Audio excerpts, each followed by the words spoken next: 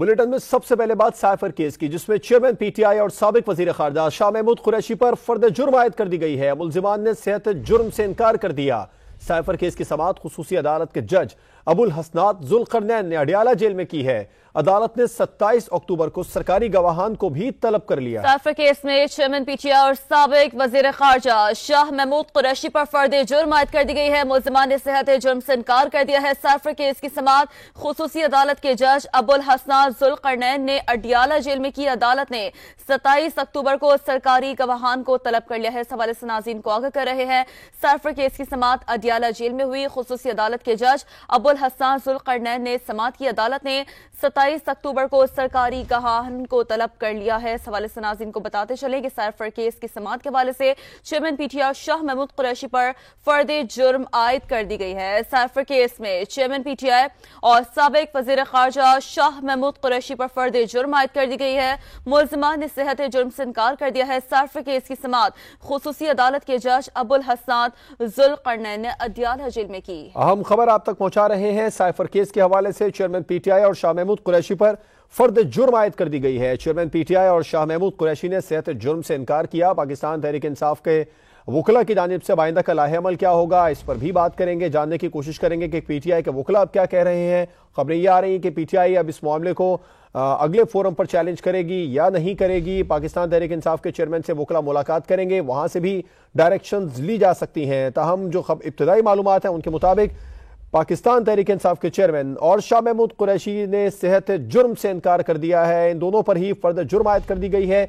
Cipher case के हवाले से खुसूसी अदालत के जज अबुल हसनात जुल्करनैन ने समाअत की है। और इस केस के हवाले से आपको ये भी बताएं कि इससे पहले 17 अक्टूबर को फर्द जुर्म आयद करने की तारीख मुकर्रर की गई थी।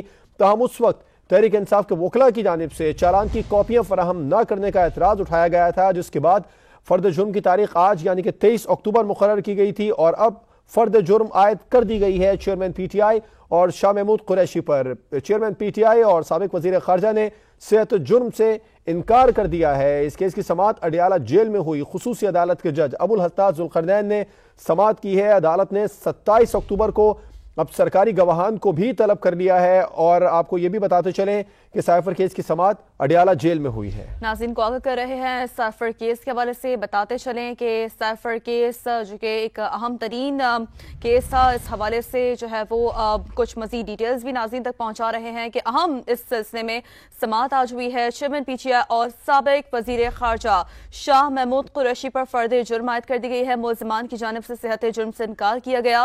साइफर केस की समाअत खुसूसी अदालत के जज अबुल हसनात जुल्करनैन की जानिब से अडियाला जेल में ही की गई है। और अदालत ने 27 अक्टूबर को सरकारी गवाहान को भी तलब कर लिया है। तो इस केस पर अहम समाअत हुई है।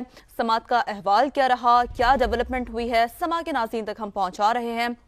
साइफर का ये केस है जिसमें चेयरमैन पीटीआई और साबिक वज़ीर ख़ारजा शाह महमूद कुरैशी पर फर्द जुर्म आयद कर दी गई है। मुल्ज़िमान की जानिब से सेहत जुर्म से इनकार कर दिया गया है। इसी पर मजीद बात करेंगे। पत्रकार मुनीफ फारूक साहब में ज्वाइन कर चुके हैं।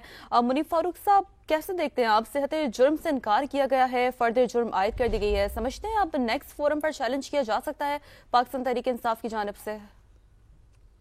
देखिए, अभी तो ये ट्रायल का बाकायदा तौर पर इस तरह आगाज हुआ है। जो फर्द जुर्म है इसे इंडाइटमेंट कहा जाता है और ये जो मुल्जिम है उसका हक होता है कि वो सेहत जुर्म से इनकार करे। अब क्योंकि फर्द जुर्म आयद कर दी गई है तो जो भी गवाहान प्रोसिक्यूशन की जानिब से पेश किए जाएंगे, यानी FIA की जानिब से और उस JID की जानिब से, उनके ऊपर इमरान खान साहब के वकला जरा करेंगे, जिसे क्रॉस एग्जामिनेशन कहते हैं। उसके बाद इमरान खान साहब के जो तरफ से अगर कोई गवाहान पेश किए जाएंगे तो उन पर प्रोसिक्यूशन के जो वकला हैं वो जरा करेंगे। तो ये सिलसिला अभी तो चलेगा, ट्रायल रुक नहीं सकता और ना ही फर्द जुर्म को इस तरह से उसके ऊपर किसी बड़ी अदालत में जाया जा सकता है, क्योंकि इंडाइटमेंट कन्विक्शन या सजा नहीं है। इंडाइटमेंट के लिए जरूरी ये है कि जो मुल्जिम है वो अदालत के सामने रूबरू मौजूद हो। वो मौजूद है, इंडाइटमेंट हो चुकी है, यानी फर्द जुर्म आयद हो चुकी है। अब अगला मरला ये है कि जो वकला की बहस है और जो गवाहान हैं जो कि पेश किए जाएंगे ایک لمبی لسٹ ہے، اس میں اعظم خان صاحب بھی ہے. اعظم خان صاحب پر بھی عمران خان صاحب کے وکلاء کو ان سے کراس ایگزامینیشن کرنا یعنی جرح کرنے کا موقع ملے گا، اور شاہ محمود قریشی صاحب کی طرف سے بھی اگر کوئی گواہان آئیں گے تو ان کے اوپر پھر جو پروسیکیوشن ہے اس کے وکلاء ان پر بحث کریں گے. لہٰذا یہ ایک ٹرائل کا سلسلہ ہے، ابھی اس کو نہ روکا جا سکتا ہے اور فرد جرم عائد کرنے سے پہلے ضرور اسلام آباد ہائی کورٹ جایا گیا تھا، لیکن اب مزید کو رکاوٹ آ نہیں سکتی. صحیح، ٹرائل کا سلسلہ ہے اور اگلا مرحلہ گواہان کی پیشی کا ہے. بہت شکریہ منیف فاروق صاحب، اپنا انالیسس سما کے ناظرین کے سامنے رکھ رہے تھے.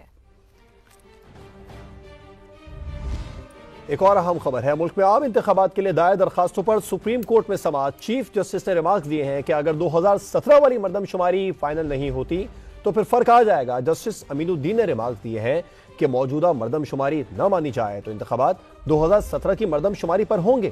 سماعت کا مزید احوال بھی ناظرین تک پہنچا رہے ہیں، اس حوالے سے ناظرین کو اپڈیٹ کر رہے ہیں. بڑی خبر ہے اس حوالے سے، ملک میں عام انتخابات کے لیے دائر درخواستوں پر سپریم کورٹ میں سماعت کے حوالے سے ناظرین کو بتا رہے ہیں. چیف جسٹس نے ریمارکس دیے کہ اگر 2017 والی مردم شماری فائنل نہیں ہوئی تو پھر فرق آ جائے گا. جسٹس امین الدین نے ریمارکس دیے کہ موجودہ مردم شماری نہ مانی جائے تو انتخابات 2017 کی مردم شماری پر ہی ہوں گے.